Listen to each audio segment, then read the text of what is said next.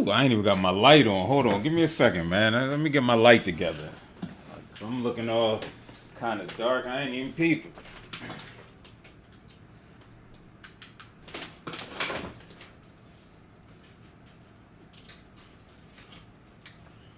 There we go. That's a little better. Matter of fact, while y'all waiting, give y'all a little bit of this donation.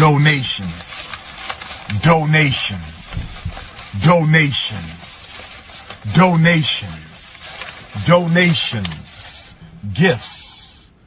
Gifts.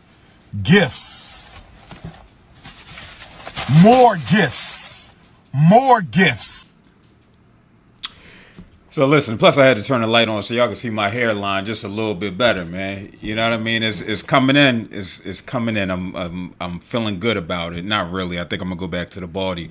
But peace. I am Phillip Roundtree, and you are tuned into the July 29th edition of Rhetorically Speaking. Props to those who are watching on YouTube Live. Make sure you hit that subscribe button. Shouts to those who are watching on Facebook Live. Appreciate you. And shouts to the stragglers who are watching on IG Live. It's always love. So listen, we got a dope show on tap, man. We're gonna be having this conversation about Trump's latest tweets to try to salvage the white suburban white woman vote, which he seemingly has lost. We know that's what got him over the hump 4 years ago. Right. And so now how he's scrambling to try and get more people to vote for him. We also going to be having this conversation about about Pennsylvania sports that was announced today that they will be taking place in the fall. And we're just going to be having a conversation on high school sports and should our kids be participating. And last but not least, I want to get your thoughts on this George Floyd hologram that is taking the Freedom Riders route through North Carolina down to Georgia. I just want to get your thoughts on it, man, because I'm conflicted about how I feel about a George Floyd hologram. So first we're going to get it started, and make sure you hit that share button. Share to the people, share to your folks so they could come in and listen to me, get my ish off, and so we can have a conversation back and forth. Sharing is caring and loving is grubbing. I don't know if that makes sense, but we just gonna rock with it anyway. So listen, man, we're gonna get to y'all boy first and foremost. And I hate talking about Trump because we have a great understanding as to who he is, what his job is not, and what he intends to do with the platform and the opportunities that he has. We recognize that he's going to lean into every aspect of his racist, white supremacist, patriarchal, capitalistic self, if that means that might get him another 4 years. And so today he dropped these tweets. Again, you IG Live folk, y'all can't see it because y'all not paying attention. Make sure you come on over to Facebook and YouTube. So today he drops these tweets and says, I am happy to inform all the people living their suburban lifestyle dream that you will no longer be bothered or financially hurt by having low-income housing built in your neighborhood. Your housing prices will go up based on the market and crime will go down. I have rescinded the Obama-Biden AFFH rule. Enjoy. That's y'all mans. So when we dissect this tweet, right, this idea of a suburban lifestyle dream, he still thinks that this is a thing of the present. At one point, I can admit and I can agree that this was definitely a thing of the past, right? People wanted to go to the suburbs to get better opportunity, especially black folk. I can be honest and say that 10 years ago when I moved into my house now, one of the reasons why I wanted to stay on this block is because it was nothing but old white people. The thing that I didn't account for with the old white people is that old white people die. Old white people die and people move in. And it's not necessarily even this idea of black folk, even though I definitely think there's an anti-black sentiment and component that exists if you feel that you have to move from being around black people to then being around white people. I know we make these arguments about crime, about better education, and we know there may be that there's some statistical difference that exists, right? But that's not necessarily related to race and ethnicity. Because all you look no further than go to Kensington, where the Kensington is here in Philadelphia. It's the heroin capital of the world. It's the white heroin capital of the world, right? So we know that where there's poverty, there's going to be crime. No matter what the ethnic makeup is, right? No matter what the ethnic makeup is. And so, again, here we have Trump trying to lean in to this fear. He's trying to stoke the flames of white fear. Oh my gosh, Negroes are really going to be moving into the suburbs. Well, for many suburbs, at this point of the game, they're definitely integrated. Because people did have this idea of, I need to go to the suburbs to have a better lifestyle, a better quality of life. So for those of you who aren't familiar with the AFFH rule, and that's something that I had to familiarize myself with, the 2015 Affirmatively Furthering Fair Housing Regulation required local governments seeking federal housing funding to collect extensive data showing a lack of housing discrimination in their communities, right? So what it did was it held these communities, these boroughs accountable. If you're going to get federal funding, there has to be some type of diversity here. And we do this in various areas, right? We do this in different areas. I went to a predominantly white institution. It's a state school. In order to get certain fundings, they had to fill a quota. They had to have a certain amount of quote unquote minority. I like to use the term marginalized people at their school. So this is nothing new, right? This is nothing new. But again, his explicit overtures to white fear and grievance. Why? Because he needs these white women to vote for him again. If he can stoke the flames of fear and have these white people thinking that, oh my gosh, these black and brown folk are going to come. And now because he did this, they're not coming. Oh yeah, he's definitely going to get my vote. Because think about what we care about. What do we care about? It's our basic need when we talk about Maslow's hierarchy of needs. Shelter, right? We all want to be safe. We all have that desire to be in a safe place. Especially when you own your own home. You don't want anything to bring the property value down. Bringing property value down isn't necessarily race and ethnicity, ethnic related. But again, the way he frames it by repealing this act, it makes it seem as such, right? That the crime is a result of these low income people coming into their neighborhoods. As if low income people don't desire the same things for themselves and for their family. Right? I was on a Facebook post and it was sad because it was black men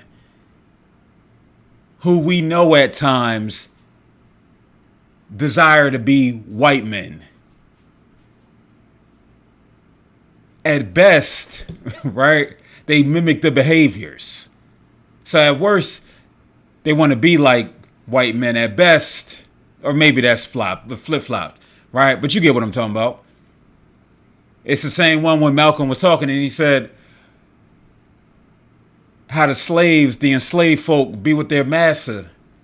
Like, what's the matter, boss? We sick? And so they adopt this same mentality, this same mindset. And that's what they were speaking to. I moved to the suburbs to get out the ghetto, to get away from crime. Again, we make these things synonymous with black people, right?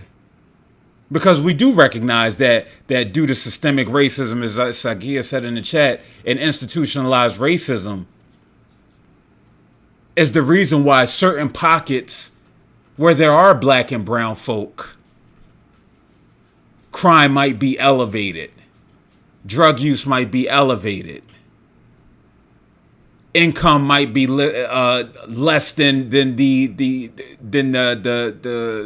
you know what I'm talking about, less than the line.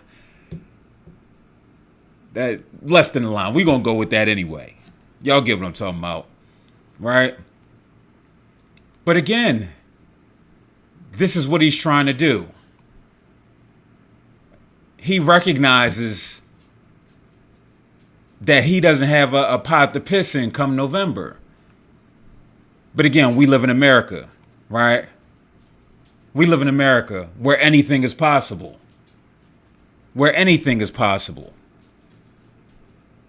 And so, again, here we are.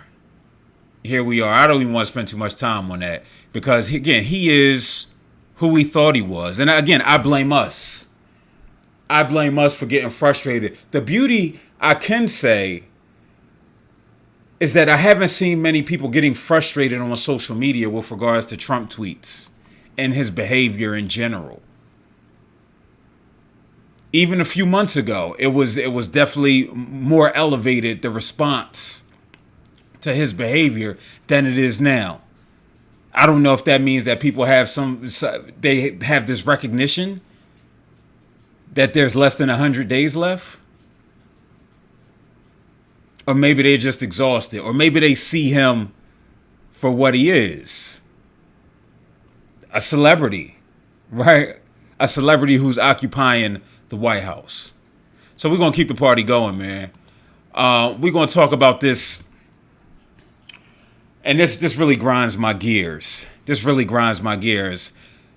Here in Pennsylvania, the Pennsylvania Interscholastic Athletic Association says high school sports can start later, offers alternative timetables. So they are saying that high school sports can begin here in Pennsylvania.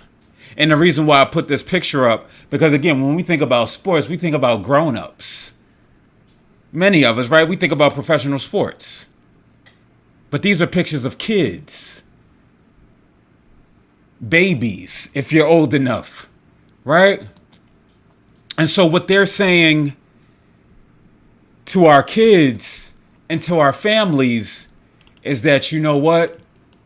Yeah, we see that we are in the midst of a pandemic that is causing us from not even going to a staggered school approach where kids might come in for half the day, but no, we're going 100% online. At least for the first semester in some places, half the year in other places. And so when we say this, we have these adults, and remember, these are adults who are making these decisions about children. They are in effect saying children are dispensable. They're expendable. Right? It's evident that they don't give a damn about these kids here. Some might make the argument and say, and I saw some of these tweets from parents nonetheless. Well, the pros are playing. Professional sports are playing. A couple more Miami Marlins players tested positive for COVID today, bringing the total up to 18 to 20. The NBA, because they're in a bubble, they have 0 individuals who tested positive today. Well, since they've started. Also, the pros have money, and I've talked about this before. They have the ability to test on a daily basis, and I'm gonna get to what the plan is that they outlined on their website, the PIAA. But the pros have the opportunity to be tested every day, to tell these individuals to quarantine, to not leave their hotel room, right? But one of the main things that they have is that they have a union. They have somebody to advocate on their behalf who will say, no, you will not play.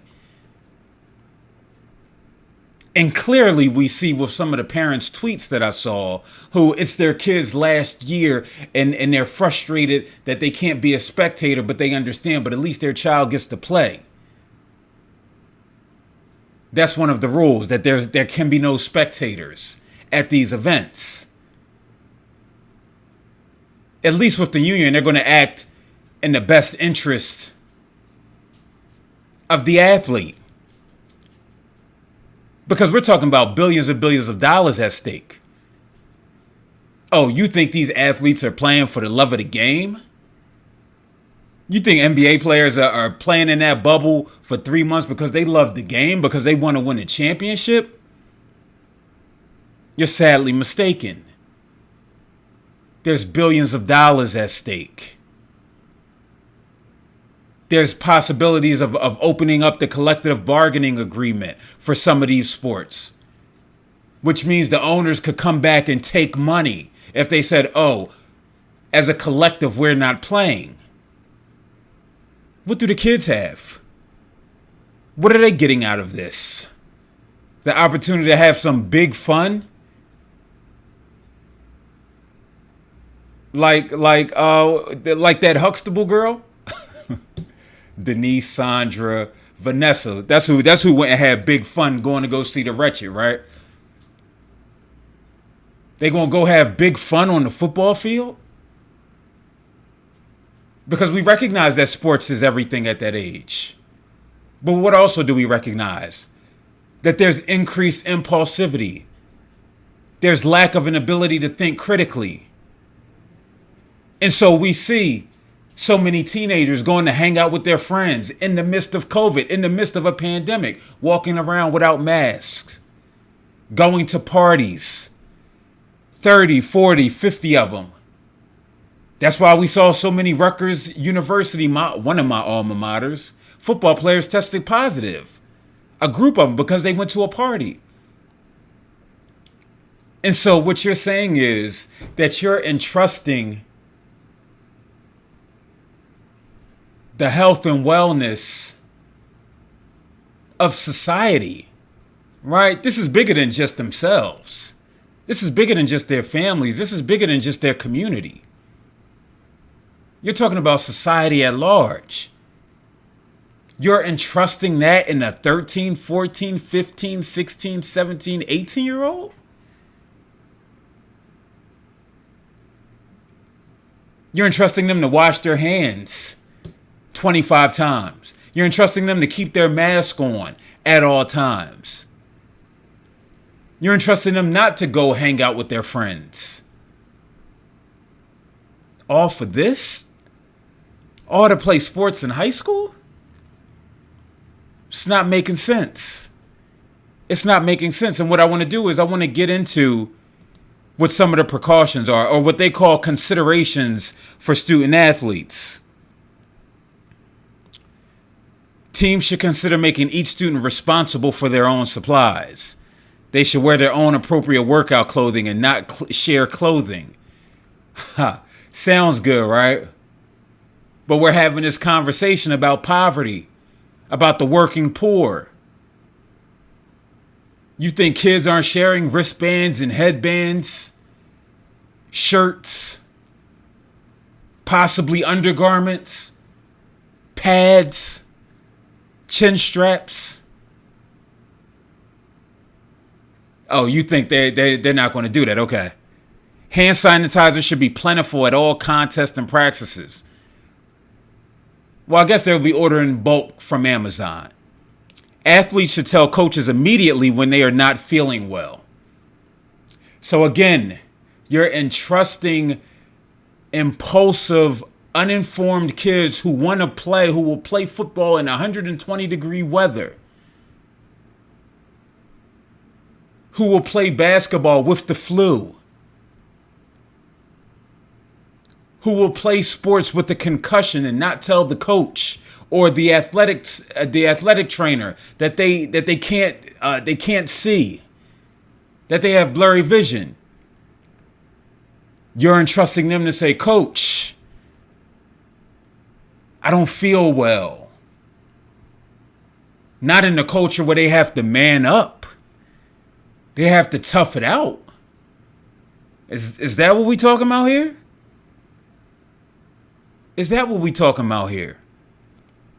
What about those that are asymptomatic? Because we know, in according to the scientists, right, that a lot of our young people are asymptomatic carriers, and they're part of the reason why other people, older folk, are testing positive for COVID. But you don't know that because you're not testing on a daily basis, right? What you doing? You're checking their temperature. You're checking their temperature when they come in. Again, what if they're asymptomatic? Students are encouraged to develop healthy habits, including balanced diet, adequate sleep, and proper hydration. We talking about kids who eat Hot Pockets, whose parents might not be there. They're eating oodles and noodles, pizza rolls, eating at the corner store. Again, it's a lot of assumptions being made. And the fact that almost 95% of the adults who are on the PIAA board voted to approve this is eye-opening. Considerations for coaches: communicate your guidelines, right? Limit game day squads. Wear proper coaching attire. A family's job. Parents should monitor their children of any symptoms prior to any sporting activities. I just told you a father said, and I quote, "I'm upset I can't be a spectator at my child's game, but at least he gets to play. It's his senior year." You think they're going to say, oh, his temperature is 103? Or, oh, he was exposed to somebody that has COVID? Or, oh, he went somewhere where he was around a bunch of people without mask? I highly doubt it. I highly doubt it. Right? And so, again, but this is what they're saying. This is what they're saying is suitable and acceptable. I tweeted at the PIAA, I said, these sound like considerations for the flu. These don't sound like considerations for a virus that has killed hundreds of thousands in this country, that is going to cause permanent damage for children and adults alike. Long-term damage.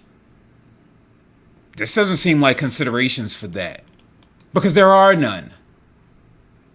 There are none. But this is what happens, right? And we have this conversation about... I was about to quote some Farrakhan. I don't want to get canceled. But we talk about when we say our student athletes are enslaved. They're at the whim of adults who could give a damn about their safety. At all. Because there's no way any caring adult,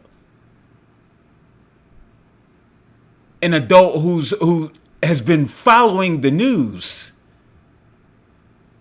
for the last 5 months, or who's just been in a house all day and all night, could say that this isn't serious enough and that somehow it's important for sports to continue on.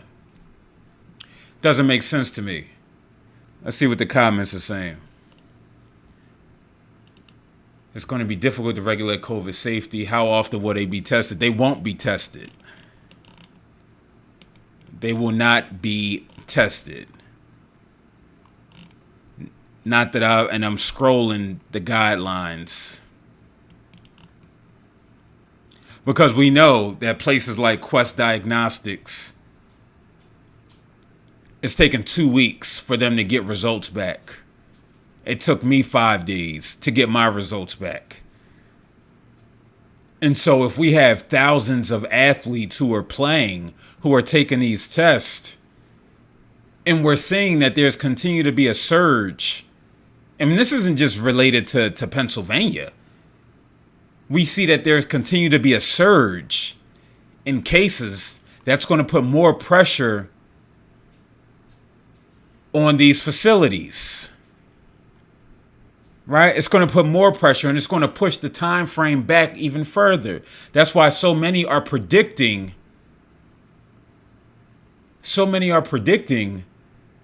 that we're going to be back in quarantine mode again. I'm here for it. Leslie says, this is just sad. It shows the priorities. I saw earlier today that a 9-year-old in her sleep due to COVID. I'm assuming that she died in her sleep. She did tell her mom that she wasn't feeling so tired, but it was too late. Exactly. This can creep up on you with the quickness. You could be here today and gone tomorrow.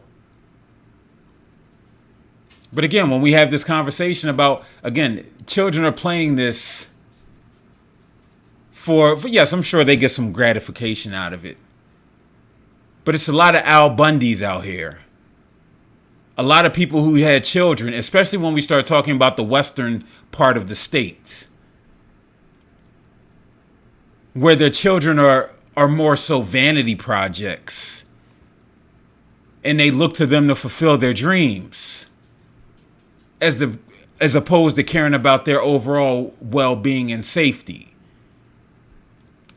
Alicia says, is this a position where parents need to go out and protest? You would think. Not necessarily parents, the community.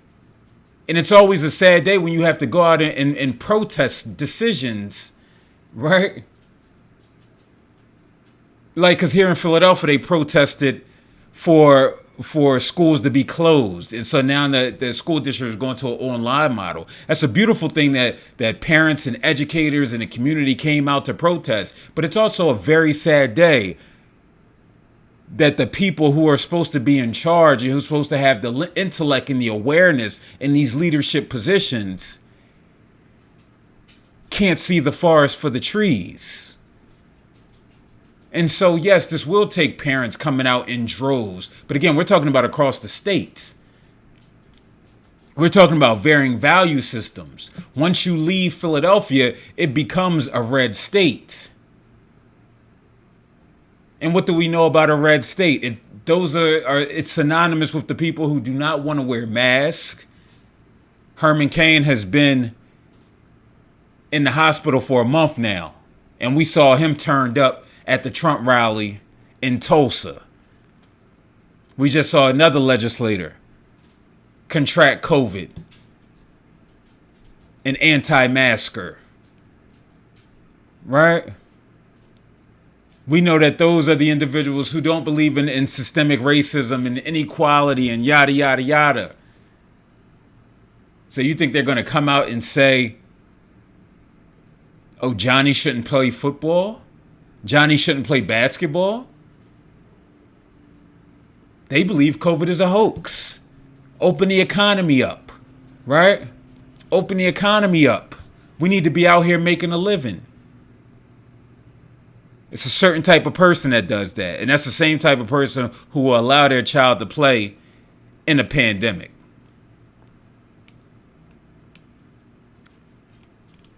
He says these leaders aren't leading yet. People are still voting for change. The irony.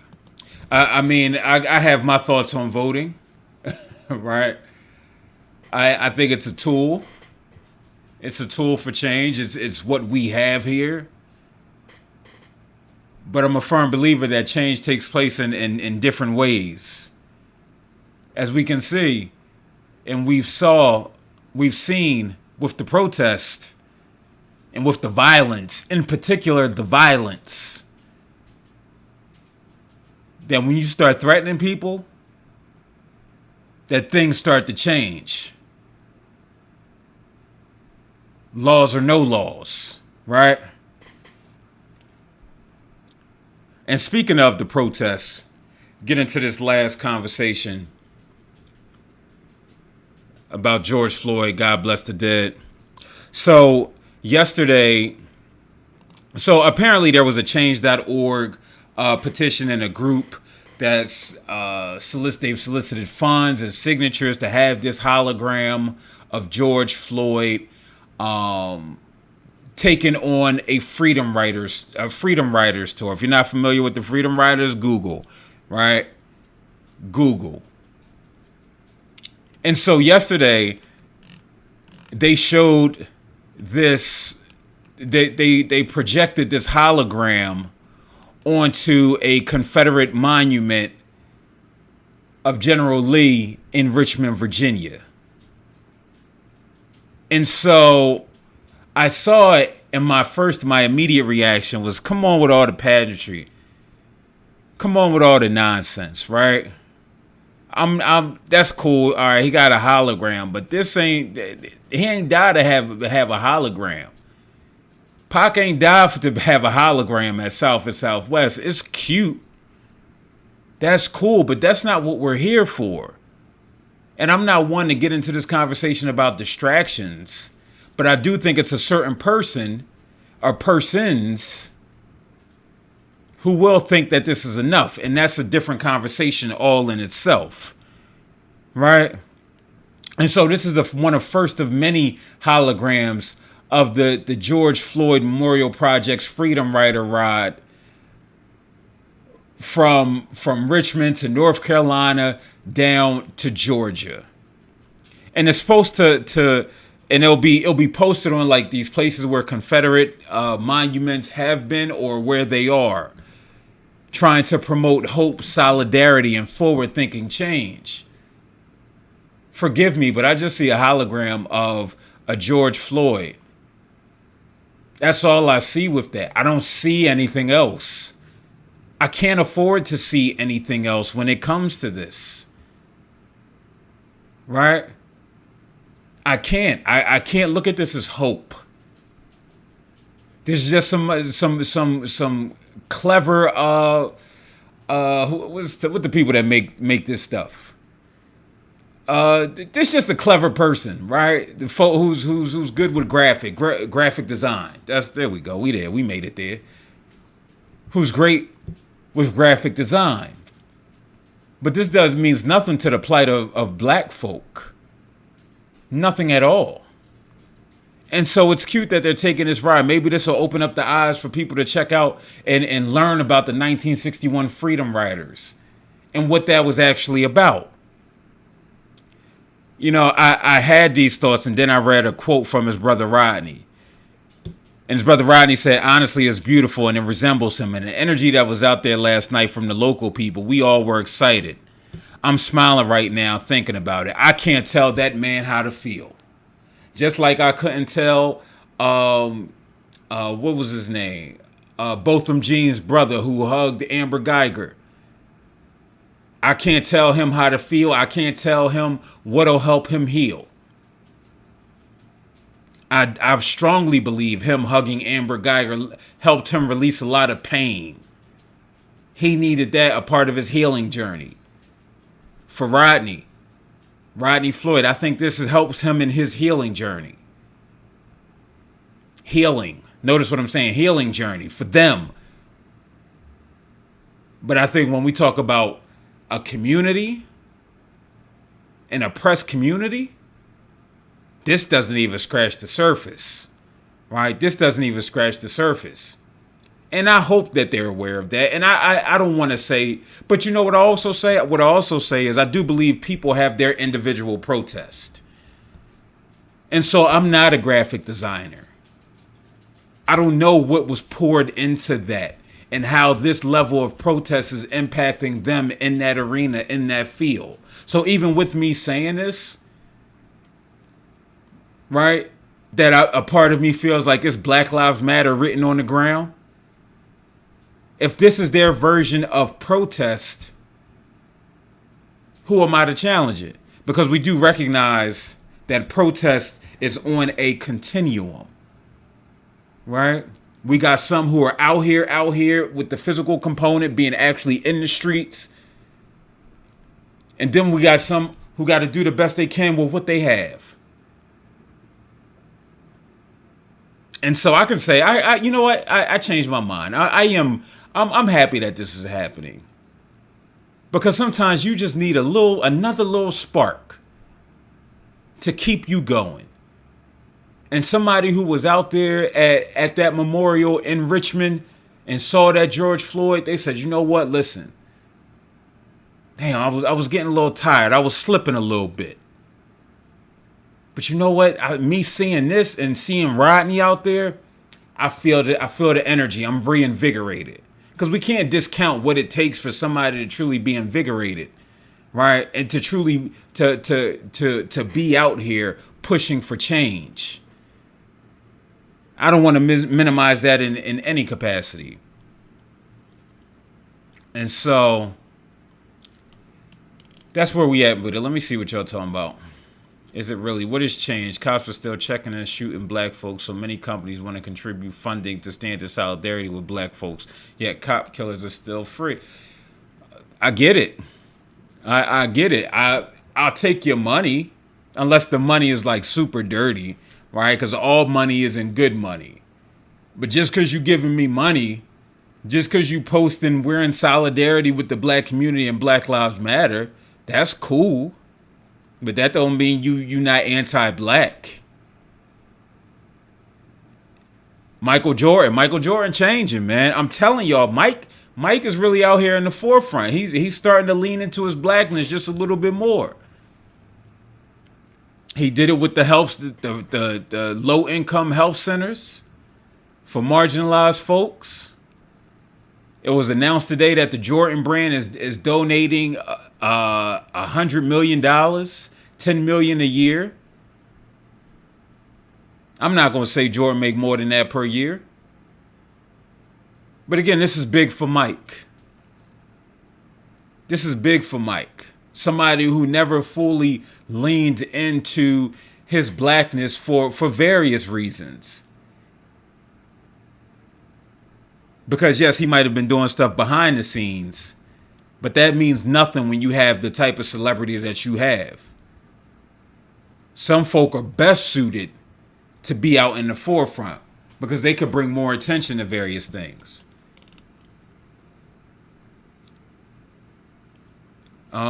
What else? We would rather he be alive than memorialized, but I get it. Freedom Riders are using him just like they used Emmett Till's murder and image to highlight what actually has happened. Exactly.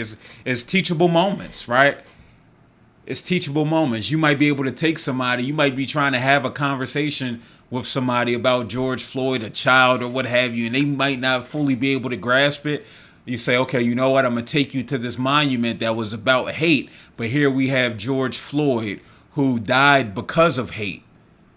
It might hit different. It might hit different.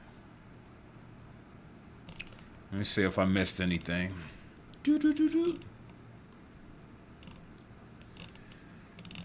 That's all we got. I may or may not. I ain't been here in the last few Thursdays. I might be back tomorrow, depending if something going down. I'll be feeling super energized on Mondays when I don't do Thursdays. That's why I was thinking about making Thursdays my interview day or movie night, which is coming soon. Right? Movie night. And I got the first movie we're going to be showing, that conversation between James Baldwin and Nikki Giovanni.